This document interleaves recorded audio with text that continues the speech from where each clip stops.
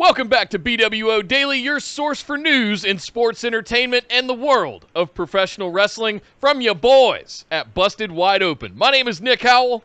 And I am Sir Ian Dangerous. And today, Nick, we have to talk about the fact that it appears that Paul Heyman is out as executive producer on Raw. Oh, my goodness. Less than a year since he was hired to that position. WWE released a very terse statement yesterday. They said, in an effort to streamline our current writing process for television, we have consolidated both teams from Raw and SmackDown into one group led by Bruce Pritchard. Paul Heyman will concentrate on his role as an in-ring performer. My goodness. Now, this, of course, comes after a few months of trouble with the ratings, as you might know, Nick, because of the global pandemic going on right now. No, it was all Paul Heyman's fault.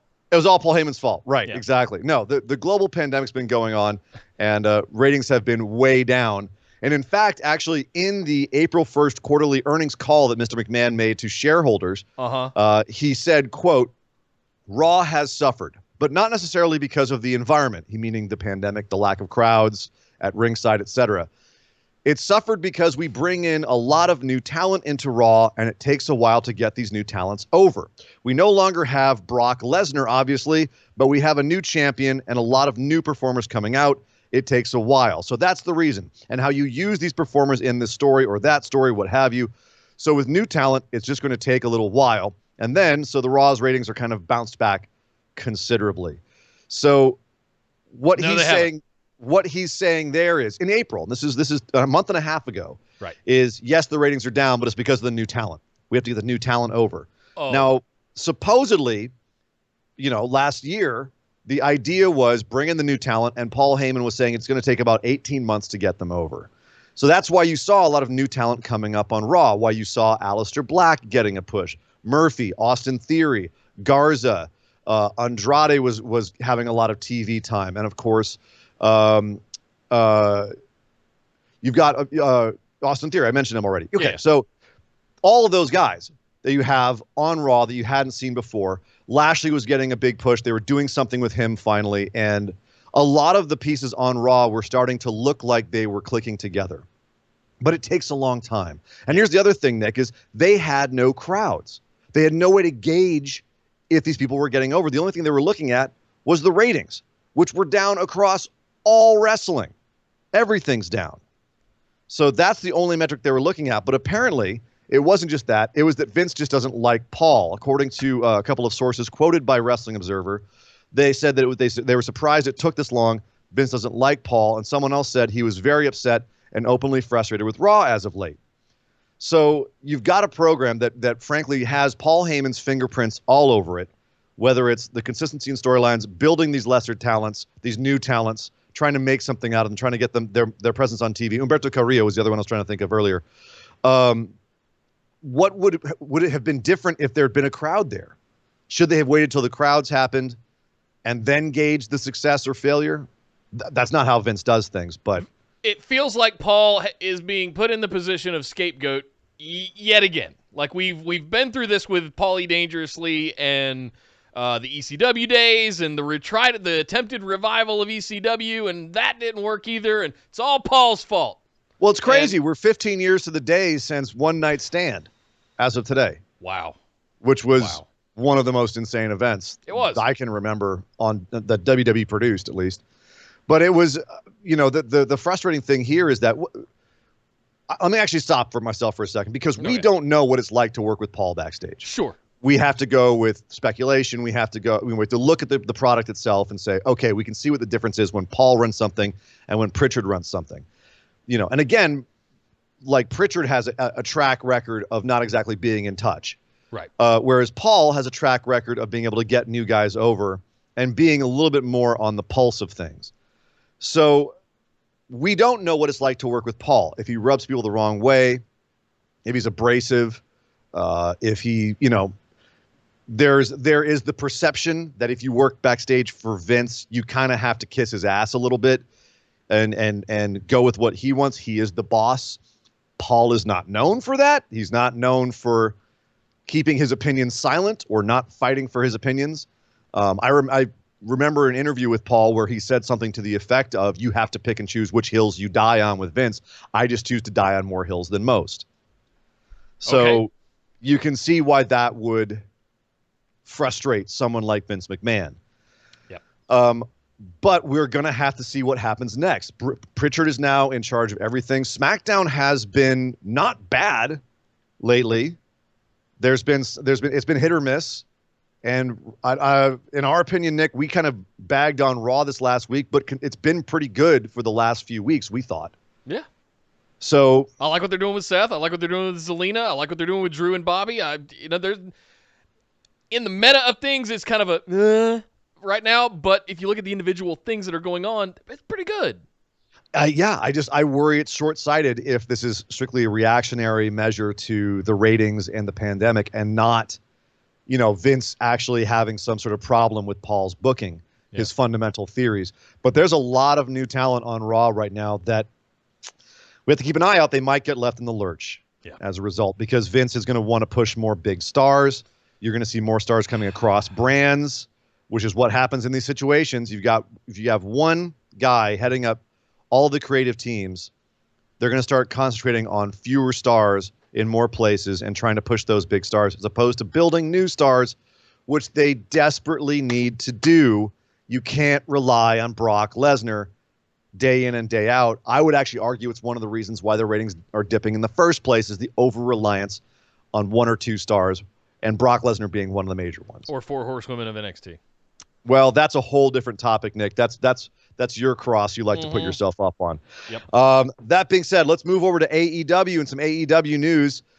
User Space Force 1 on Reddit, who accurately leaked, by the way, the Stadium Stampede and all the details of that. So the proven track record, has said that Ricky Starks will be debuting on AEW as a competitor for Cody for the TNT Championship in Cody's Open Challenge. Now, no word on whether or not Ricky Starks has signed a contract. AEW does seem to like to work on handshake deals and sometimes, one-off contracts, the way they did with Jeff Cobb.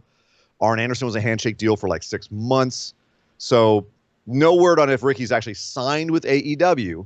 But the word is that he's going to show up for that TNT Championship. And I'd say even if that's a wild speculation, that's a pretty strong speculation. I think you and I even actually said he might be a likely contender to come to AEW very soon. So point of order. So it's not like next week he'll be on Dynamite. It's not one of those. But I mean, within the next week or two. He just accepted, so to speak, Jake Hager's challenge for Fyter Fest, which is next month.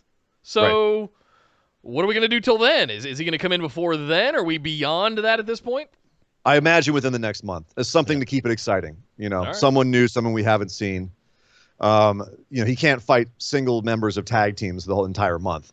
Sure. So, yeah, I imagine that's going to be something to goose ratings. They're not filming NWA right now. Ricky Starks has said he's a free agent. So, all that to me seems like not only if that is coming from an actual. Like if Space Force 1 is an actual source, like I said, he's gotten other things right. Even if this is just a guess, I'd say it's a really damn strong guess. We were actually, it was 50-50 between him and Brian Cage for Double or Nothing for the ladder match. So, right. We get both now. Not mad at that. Yeah. You're also going to get more seasons of Total Bellas. They have been renewed for season. I know you love that show. They've been renewed for season 6. And it's going to follow the birth of their babies, which, of course, are due about the same time in August. We just saw that Nikki had a gender reveal with her husband, Anton. Spoiler alert. You pronounce that last name. With her husband, Anton. They did reveal that it was a boy. They'll be having a beautiful baby boy. However, Brie and Daniel Bryan are waiting to find out their gender, so none of us are going to know, including them, until August. So stay tuned for more Total Bellas. They said that season 6 will highlight the expansion of their families with the birth of their babies as Nikki navigates the joys of parenthood for the first time, and Brie continues her journey of motherhood, now as a mom of 2. So, yeah. I would be remiss if I didn't correct you because I am an avid fan. It's Artem Chingbastev. Gesundheit. Yes. Nick Aldis, speaking of NWA a little bit ago, Nick Aldis has been champion of NWA for 600 days. 601 as of today, 600 as of yesterday. If he hadn't lost that title to Cody for a month back at All In, he'd be at 917 days. He'd be shooting down that 1,000-day mark. But yeah, his cumulative right now is right around 917. So, damn son, he's now on the list of longest title reigns in NWA history. He's actually that's Harley Race territory where he's well, it's Lou Thez territory. He's right now. Lou Thez has that insane reign that no one's ever going to touch. But so Nick Aldis right now is number 9 on the 9th longest single reign. Obviously, number 1 being Lou Thez with the debated 1,941 days or 2,300 days recognized, depending on who you talk to. It's a huge number. Dory Funk Jr. had 1,563 days. Dan Severn, 1,479. Gene Kiniski, 1,131. Lou Thez in his third reign had 1,079. And then Harley Race, 928, which he's coming up on combined, but not single. Single, he's got a ways to go for that. Pat O'Connor with 903. And Ric Flair, 793 days. That was the reign between 84 and 86 that they actually ditched the 10 pounds and got Big Gold, the one that you saw in WCW. That was that reign, the Ric Flair one. So then Nick Aldis is after that. So he's coming. If he holds it another year, he'll be up there in Harley Race territory. Wow. So and then what a shame he dropped it to third. Cody. Man, that would be great to put him on that list. Yeah, because the combined total reigns, he's number 11. It's a little further down. You've got some really monster reigns. And of course, Lou Thez has 3,749 combined days as champion. So nobody and Ric Flair 10 times, 3,116. No one's touching those guys. No. So Nick is only at, like I said, 900 something. He's a long way from that. So we'll see. There's definitely more room to have Nick Aldis hold it for a while. NWA's not filming. There's no real reason to take it off of him. He feels like their champ. So he could reign for quite a while longer and get himself even higher up in the record books. So finally here on the show today, Nick, happy birthday to Jerry Lynn, one of my favorites from ECW. He turns 57 today. And Mark Henry turns 49 today and is still stronger than any of you out there. That guy is a beast. He could still curl me. So happy birthday, Jerry. Happy birthday. With 2 fingers, by the way. Yeah, the strongest man on the planet. Yeah. And before we get out of here, Nick, a quick correction back on our May 27th show. We said Randy Orton had actually bought a plane. We were suckered. We were bamboozled. We were had. He ribbed us. He ribbed us all. He ribbed so many people. He actually confessed this on Corey Graves' podcast. He ribbed so many people. He even got the Undertaker. Undertaker called him up, apparently, and said something to the effect of, sometimes you roll the dice and it comes up in your favor. Good job, kid. And he was like, oh, crap, I even got Taker. I'm going to have to explain to Taker. Yeah. This was all a big rib. So he got everybody, including us. But no, Randy Orton does not have a plane. Oh. He's just a very, very tricky viper. Don't believe a word he says. And that is the news, Nick.